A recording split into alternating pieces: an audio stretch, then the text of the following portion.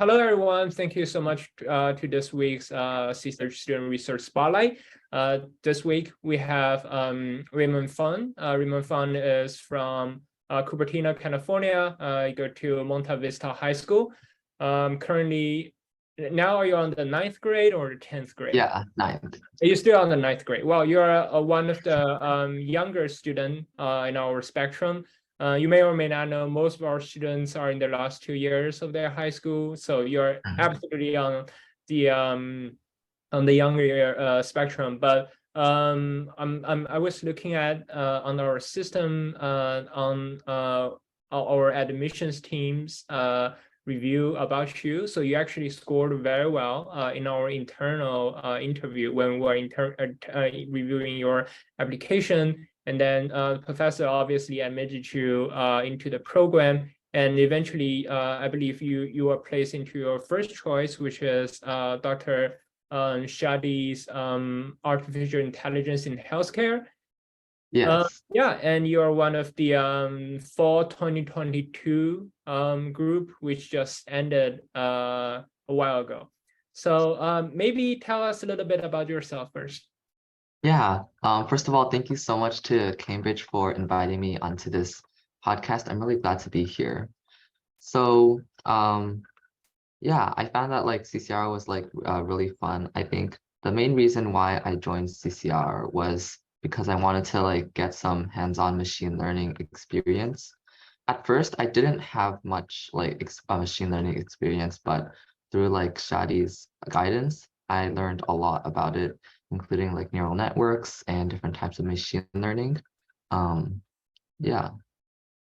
Yeah, that's great. So maybe talk a little bit about the research course itself. What is the Dr. Shadi's course about, and how it helps you to develop your own project? Yeah, so Shadi's course was about AI in healthcare. And basically, I learned how to use different physiological signals to develop a machine learning model and predict something. My project was using electroencephalography signals, which are basically brain electrical signals. And I used those brain electrical signals to predict if a person liked a song or not. So the data set comprised of many subjects listening to songs, and then they would record if they liked the song or not. My project used those brain recordings, the brain signal recordings, and detected if the subject liked the song or not. So Shadi helped me in finding the data set and analyzing the data set. So one of the things she taught me was to use feature analysis. So instead of plugging just the raw electrical signal into a machine learning model, we would take some features out of it. So for example, the power of the signal. So that's basically how strong it is, or maybe like the peak frequencies, like which brain sections are being like the most activated, those sort of features. And we would plug that into the machine learning model instead. And this is while this takes a little bit more work, it also provides higher accuracy. And Shadi was really crucial to helping me do the machine learning portion and just doing like the feature analysis portion, debugging my code. Yeah, she was a really great help. So I think that this program in general, it taught me how to like start my own project, but also it guided me along my project, but it also left a lot of like openness for me to explore my own, like what I wanted to do with the project too. Yeah, that sounds like very impressive, completely original research. So you mentioned about the data sets as part of when you get started with your project. So did you get a data set from human experiment or somewhere online that Shadi helped you to access them? Yeah, so I actually found the data set by myself. This was I was looking through like a library of electroencephalography data sets, and I found one that was related to music, which I'm also passionate about. So I chose this data set, and after that, the other like parts like the feature extraction and machine learning Shadi helped me with. But one thing that I liked about the program was that I got to choose my own data set. So I was particularly interested in brain signals, so I chose the EEG as my like physiological signal. And I was also really interested in music. And so when I found the data set corresponding between EEG and music, I was really interested and I chose to go with this data set. So I think like one benefit of the CCR program is that we get to choose what project, like where our project goes, but we also get a lot of guidance to like help develop our project too. Yeah, absolutely. So yeah, as CCR, the Future Scholar Program, even though the course name, Shadi's own specialization is in healthcare and AI, but we encourage students to use this basically as a vehicle to really entry and foray into their own research topic and whatever that is. And I imagine your other students in your group, they all have quite different projects too. Yeah. So I remember some of them were still like leaning towards like the healthcare side, like analyzing Alzheimer's and other like medical like things with physiological signals.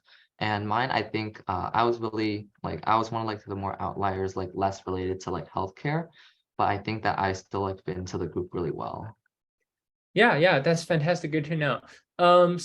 Maybe talk a little bit about Dr. Shardy herself.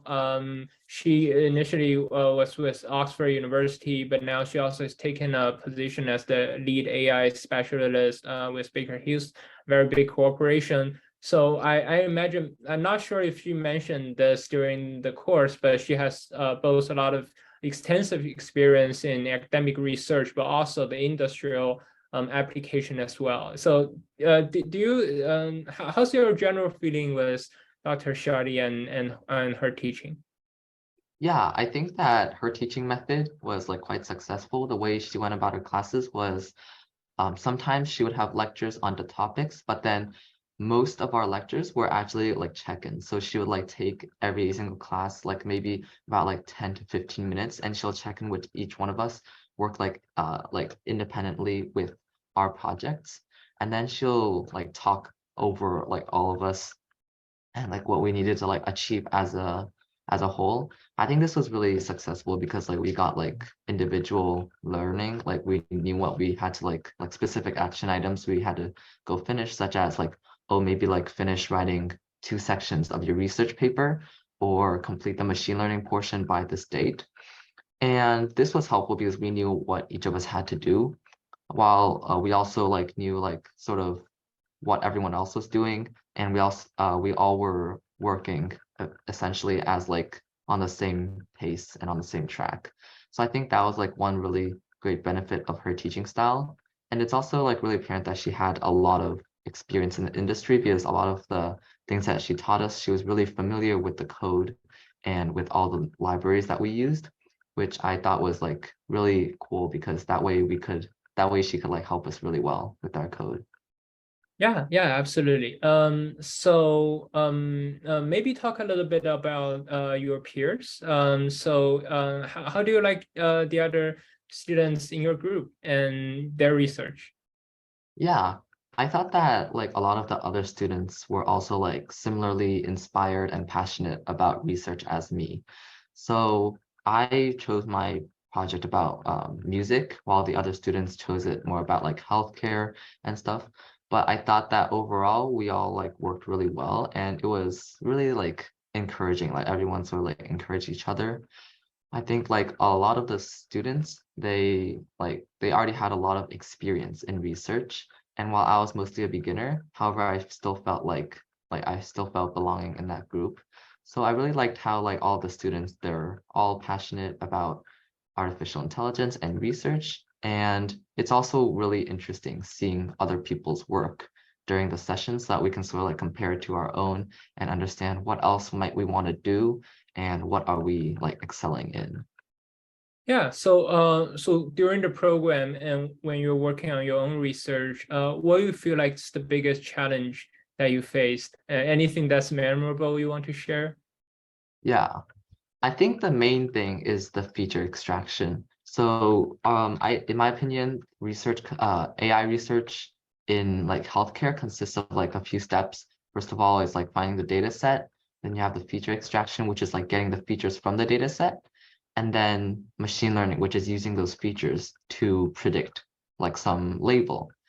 And I found that feature extraction part to be pretty difficult because it is pretty different and it's unique for almost every project. So my project was using the EEG signals from brains to calculate like if a person liked music or not, and that required like a specific set of features.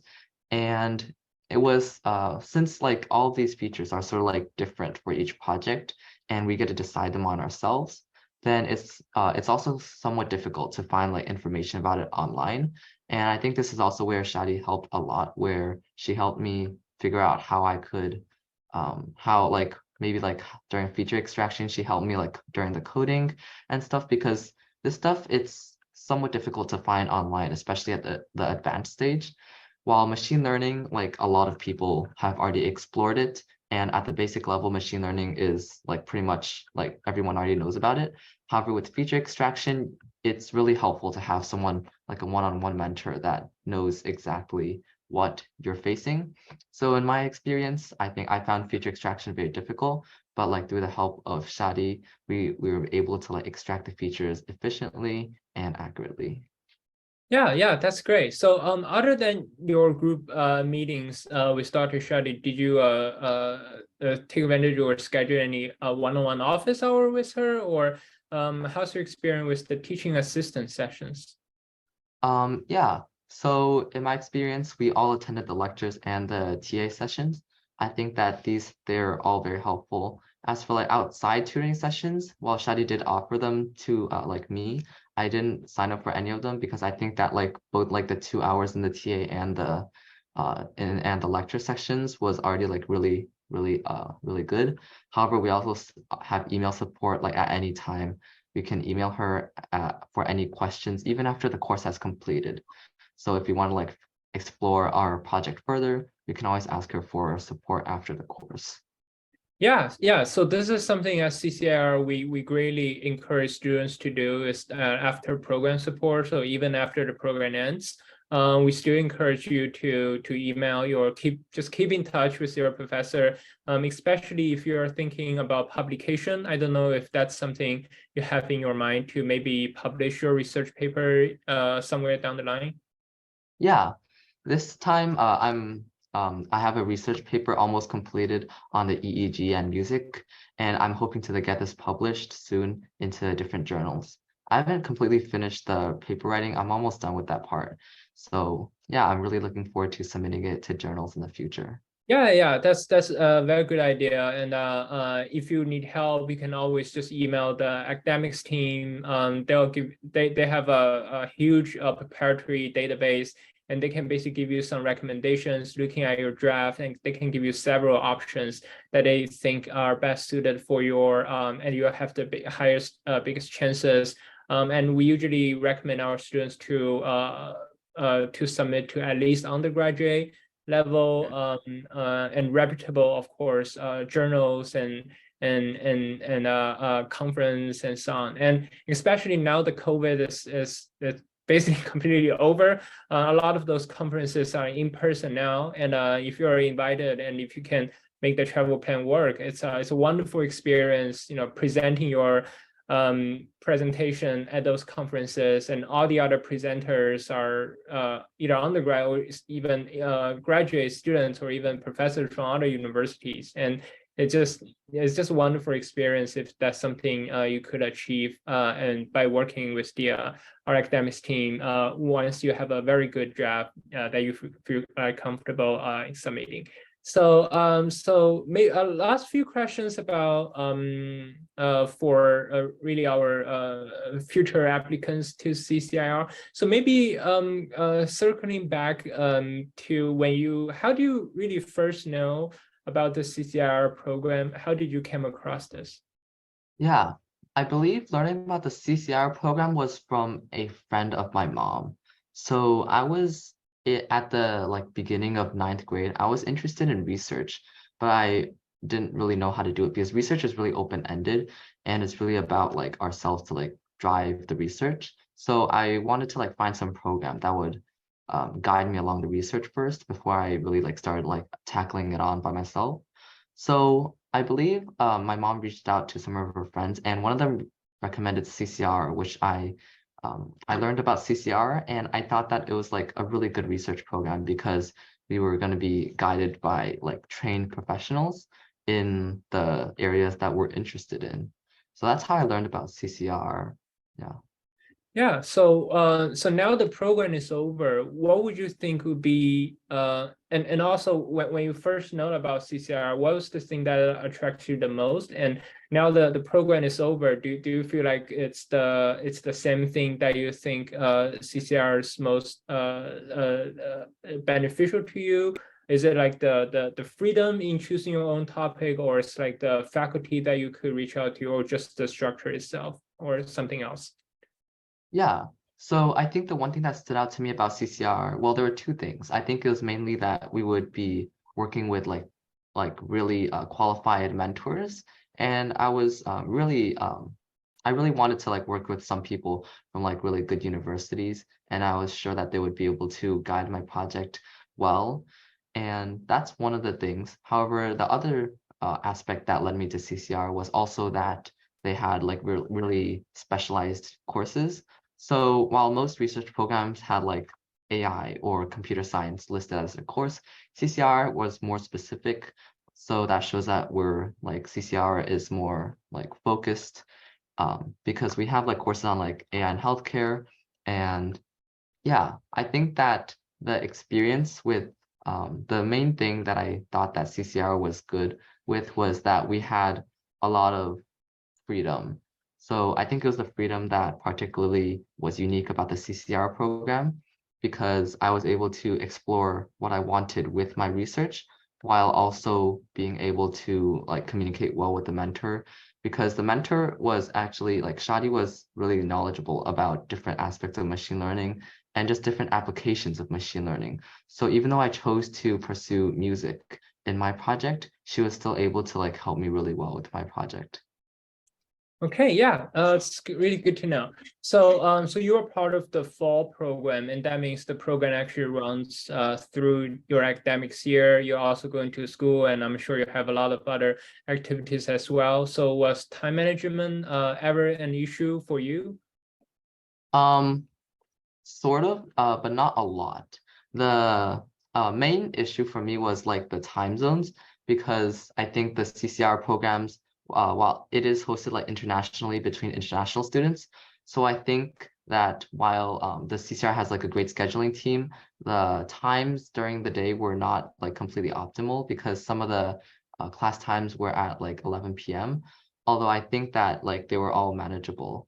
But with the workload part of CCR, I think that it was really manageable. I just took out like time out of my day, like maybe like 30 minutes or 40 minutes a day to work on my project. And I think like with that sort of consistency, it's easy to build up. And as long as one has like a consistent works consistently on their project, no matter how much it is per day, that consistency is what will like help you like finish the project. It's like just get started on the project. That was like what I thought. Like even if I only had like maybe like 10 or 15 minutes, I just thought like I could get some work done. So I worked on the project and eventually like those small amounts of time, they will build up. And yeah, that was my strategy for the time management aspect. I think that the time management wasn't a big issue though. Yeah, that's very well said. It sounds like you have this figured out. You have a great strategy and approach to how do you balance between all the things happening in your life. So last question I have is for future students applying to CCIR. Do you have any advice for them, or is there anything that a couple months ago you do not know when you're trying to apply to CCIR? Now you wish to go back and tell your former self? Yeah, I think well for applying to CCR, it's not about like knowledge, it's about passion. Because I started off not like CCR without much knowledge of machine learning actually. CCR was like one of my first experiences in machine learning. So I believe that like applying to CCR, they're like the people really care about one's passion, not about one's experience. Because like me, I didn't have much experience, but I had the passion. I really wanted to do something that would create an impact with healthcare and with AI. So that was what I really tried to like show in my application. So to like everyone who's looking to apply, I think, try to display the passion. And while the experience will help a lot in the project, it is the passion that will get you through the project successfully and like create a really well-rounded project. Okay, great. I think that's all, and really well said. Well, thank you so much for coming to the Student Research Spotlight. Definitely keep in touch with our team because we were very much committed to help you to go through the publication journey, and this is part of the program as well. Even the professor part is finished, but you can still work with our academics team. Obviously, you can still correspond with your professor. They are more than willing to help you to get your paper published, and this is something we are very committed to our students to do in the future. Well, thank you so much for your time, and we hope to talk again in the future.